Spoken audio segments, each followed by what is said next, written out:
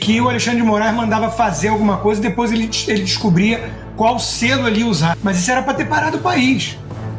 O caso envolvendo os empresários do grupo, do WhatsApp, que eu fazia parte, né, e que receberam Polícia Federal às 7 da manhã nas suas casas ou empresas, por nada, por uma coluna de fofoca do Guilherme Amado, que o Alexandre de Moraes usou como única evidência para mandar a Polícia Federal e depois entrou numa máquina do tempo, retroagiu e disse que não era só aquilo, para criar embasamento falso. Está no ar o Boletim Coppola News, o canal de cortes mais visto do YouTube. Eu sou Márcio Andrade e no vídeo de hoje você vai ver que a Lei Magnitsky, sanções, tarifaço e também cancelamento de vistos, tudo isso pode acontecer com autoridades autoritárias aqui no Brasil.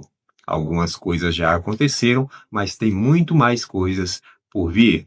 Portanto, se inscreva no canal, deixa o seu comentário e deixa também o seu like. Se liga aí. Bom, agora a gente muda de assunto para trazer mais um capítulo da Vaza Toga. Um áudio revela como o juiz instrutor do ministro Alexandre de Moraes, o Ayrton Vieira, usou de manobras ilegais para obter relatórios sobre críticos da corte durante as eleições de 2022. O material, datado de 11 de novembro daquele ano, veio à tona na noite desta quinta-feira por meio do ex-chefe da Assessoria de Enfrentamento à Desinformação do Tribunal Superior Eleitoral, Eduardo Talhaferro. Nessa gravação, o Vieira admite a Eduardo Talhaferro que enfrentava dificuldades em formalizar pedidos de relatórios ao TSE sem expor irregularidades no trâmite oficial. Vieira reconhece que não poderia formalmente requisitar diretamente a Eduardo Talhaferro documentos ou relatórios, já que este era lotado no TSE. Para seguir o rito institucional, o correto seria um ofício encaminhado ao presidente da Corte Eleitoral, que repassaria o pedido internamente. No entanto, segundo Vieira, esse caminho ficaria muito descarado. Na verdade, quem conversou com a Cristina não fui eu, só para ficar claro. Foi o Jefferson, que trabalha comigo no Supremo. E em um primeiro momento, eu até pensei em colocar meu nome de ordem do juiz, do Ayrton Vieira, etc, etc.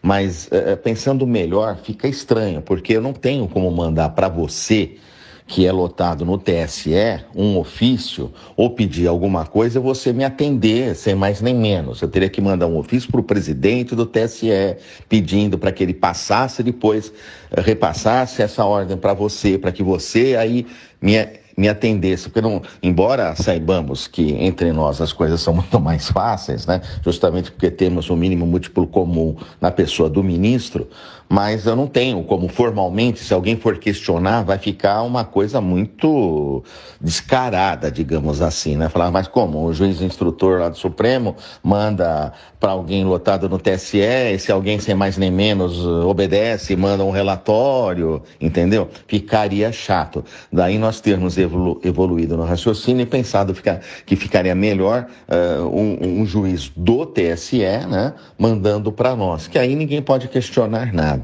Obrigado. Só para esclarecer, consta, esse é um áudio que foi enviado pelo juiz auxiliar do ministro Moraes, Ayrton Vieira, ao perito criminal Eduardo Talhaferro. Acho que ele explicou muito bem como é que funcionava essa engrenagem ilícita, ilegal, irregular ali, né, de gabinete clandestino entre o TSE e o Supremo Tribunal Federal, porque vale lembrar, o Talhaferro era lotado, ele estava no Tribunal Superior Eleitoral, mas as ordens vinham do ministro do Supremo, Alexandre de Moraes, do STF. Então ali havia uma transferência de obrigações entre funcionários lotados em diferentes tribunais. A explicação do juiz Ayrton Vieira é super didática, não tem como não entender, né? E remete a outros casos que a gente sabe já também, da Vaza Toga, né? De que o Alexandre de Moraes mandava fazer alguma coisa e depois ele descobria qual selo ele ia usar. Se ia ser o TSE ou se ia ser o STF. Quer dizer, ele usava isso como algo intercambiável, né? Se voto auditável e voto impresso não pode usar como sinônimo, senão leva pito da Carmen Lúcia, TSE ou STE dá no mesmo para Alexandre de Moraes. Isso é mais um caso de ilegalidade, de ilícitos cometidos pelo gabinete paralelo, pelo gabinete do ódio, a verdadeira milícia que Alexandre de Moraes montou ali no TSE/STF. Essas denúncias estão vindo à tona com provas, né, do telefone do Tagliaferro. Elas tinham que parar o país. Está furando um pouquinho a bolha da velha imprensa, um ou outro veículo está publicando, o Estadão publicou, pasmem, uma reportagem até séria mostrando as denúncias contra Alexandre de Moraes e seus abusos, né? A Globo ainda não tomou muito conhecimento do que está acontecendo, não. Mas isso era para ter parado o país. O caso envolvendo os empresários do grupo, do WhatsApp, que eu fazia parte, né, e que receberam Polícia Federal às 7 da manhã nas suas casas ou empresas, por nada, por uma coluna de fofoca do Guilherme Amado que o Alexandre de Moraes usou como única evidência para mandar a Polícia Federal e depois entrou numa máquina do tempo, retroagiu e disse que não era só aquilo, para criar embasamento falso para sua decisão. O mesmo Guilherme Amado que levou uma reportagem sua também, entre aspas, levou à prisão do Felipe Martins, porque viajou para os Estados Unidos e escafedeu-se. Isso tudo tem que ser investigado. Nós estamos lidando com uma quadrilha com vários cúmplices, vários vassalos, né, obedecendo ordens esquisitas de Alexandre de Moraes. Isso, em outros tempos, ia suscitar investigação da imprensa, dos órgãos competentes, ia parar o país. Agora a gente está vendo o esforço de boa parte da velha imprensa para jogar debaixo do tapete essas denúncias. Pois é, esse áudio é escancarado, né? Porque ele está compartilhando com o Tagliaferro. Olha, como é que eu vou te pedir para fazer um relatório sem mais nem menos? Vai ficar muito escancarado. Então ele estava ali combinando como dar o verniz de legalidade, Augusto. Basta, Paula, esse áudio, essa gravação, para afastar um juiz do cargo, para aposentar o juiz. Basta isso aí. Em vez de eles dar aquelas... Isso não é igual aquelas bobagens que eles falam ou apresentam, fingindo que se trata de alguma prova nesse teatrão que eles montaram em Brasília aí para condenar o ex-presidente Bolsonaro. Isso é seríssimo e basta. Tá lá, o cara está confessando um crime. É só tomar as providências determinadas aí por lei. É isso aí. Diga, Piotr. Com relação ao doutor Ayrton, o CNJ não vai se manifestar, porque o ministro do Supremo não pode ser investigado pelo Conselho Nacional de Justiça, mas o doutor Ayrton pode. Por muito menos o Conselho Nacional de Justiça e do Ministério Público ficavam perseguindo procuradores e promotores pelo país e também juízes, no caso do CNJ. E agora? É quase que uma confissão claríssima isso daí de como fazer um negócio ilegal se parecer legal. Veja só, ainda ele chama de o mínimo divisor comum. Temos entre nós o mínimo divisor comum, que seria o ministro Alexandre de Moraes na fala que ele tem com o Tagliaferro. Agora, já que estamos falando de jornalistas aí estatizados, é bom lembrar que o Tagliaferro ofereceu uma parte do material, que seria inédito também, à Veja, que não quis publicar, e eu falava... CNN também estava lá com material e não teve coragem de publicar. A Procuradoria-Geral da República pediu ao Supremo Tribunal Federal a condenação de 7 integrantes do chamado Núcleo 4 da suposta tentativa de golpe. Segundo o Procurador-Geral da República, Paulo Gonet, o grupo atuava de forma coordenada para espalhar desinformação e enfraquecer as instituições democráticas, usando a estrutura da ABIN, Agência Brasileira de Inteligência, para divulgar notícias falsas sobre as urnas eletrônicas. Entre os réus estão Ailton Barros, ex-militar ligado a Jair Bolsonaro, Ângelo De Nicoli, ex-diretor do Ministério da Saúde, Carlos Moretson, do Instituto Voto Legal, Giancarlo Rodrigues, militar cedido à ABIN, Guilherme Marques, ex-comandante de batalhão em Goiânia, Marcelo Bormevet, policial federal, e Reginaldo Abreu, coronel e ex-chefe de gabinete da presidência. Todos respondem por crimes ligados à suposta tentativa de golpe de Estado. Rodrigo Constantino, hoje conosco, Consta, seja muito bem-vindo. A gente abre o programa, então, trazendo essa informação de que 7 integrantes do chamado Núcleo 4 foram denunciados, foi pedida a condenação pela Procuradoria-Geral da República. A gente está falando de núcleos porque é a nomenclatura que foi adotada ainda naquele relatório da Polícia Federal que embasou a denúncia da Procuradoria-Geral da República. Quero te ouvir a esse respeito, mas, Consta, já que você só está conosco às quintas-feiras, queria aproveitar, já pedir um balanço do julgamento em relação ao Núcleo 1, que envolve o ex-presidente Jair Bolsonaro e outros 7 réus.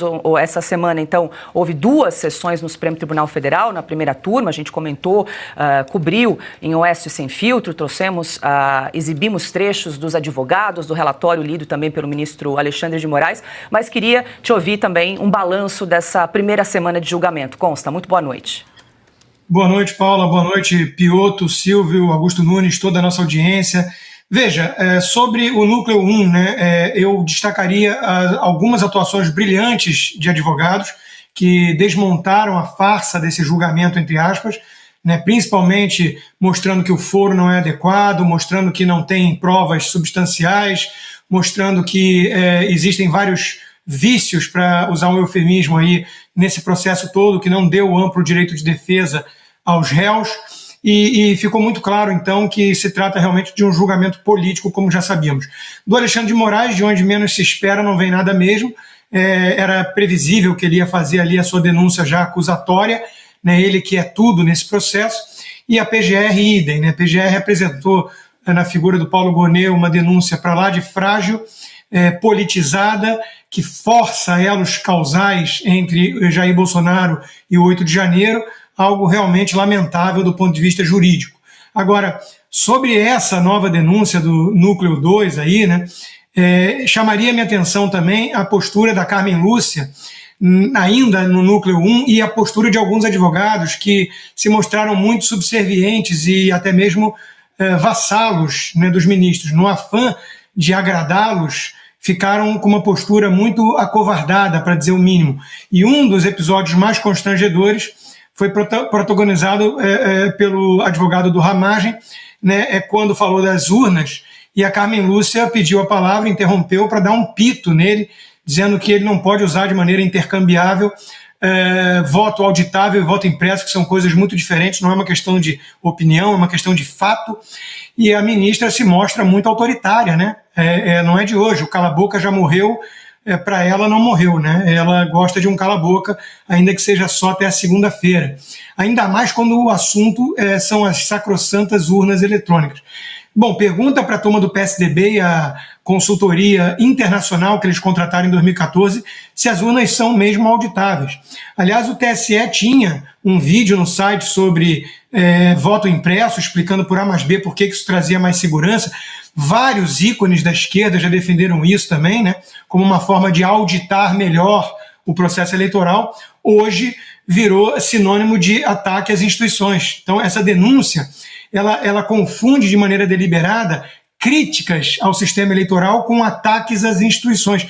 E esse tem sido o truque desde o início, em todo esse processo. Você critica o STF, você está atacando a instituição e a própria democracia. Então não se permite mais, nessa democracia relativa que o consórcio PT e STF criaram aí, o consórcio criou, não permite mais críticas legítimas, crítica que a população faz o tempo todo. Se você fizer isso e for do entorno do Jair Bolsonaro, ali do grupo do Jair Bolsonaro, você vai ser acusado de atentado ao Estado Democrático de Direito. Então, nada novo sob o sol, tudo isso já antecipado e previsto, é pura perseguição política, Paulo. O Brasil está passando por um momento muito delicado.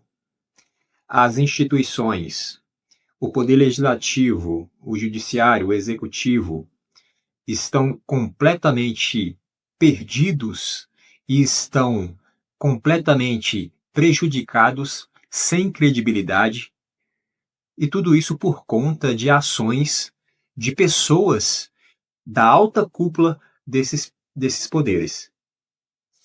Pois bem, os 3 poderes, o Poder Legislativo, o Judiciário e o executivo, eles tendem a estar harmônicos. Pelo menos é isso que diz a Constituição, deveria ser harmônicos, né? Deveria ter um equilíbrio entre os três poderes, cada um fiscalizando o outro, né? Na questão dos freios e contrapesos. A própria Constituição diz isso. Porém, na prática não é assim que funciona. O que a gente vê hoje no Brasil é justamente um poder sobressaindo sobre o outro. Então, o que acontece? Isso necessariamente vai refletir lá na ponta, ou seja, no indivíduo, no povo, na sociedade. Tá? Mas, ao que parece, as ditas autoridades não estão nem aí para esse negócio, né? Não estão nem aí para as instituições que elas próprias pertencem, né? Então, a coisa está em uma tônica de projeto, na verdade, já vem de muito tempo, aquela coisa do projeto de poder, no poder pessoal, né? Todas as ações são em benefício próprio ou em benefício da minha ideologia política, da minha visão de mundo. Então, essas pessoas que estão nessas instituições, elas arrogam para si todo esse poder e traz essa tônica de visão de mundo para dentro da própria instituição, né? E, obviamente, quando isso acontece, aí há uma corrupção própria, né? De corromper a própria instituição. Ou seja,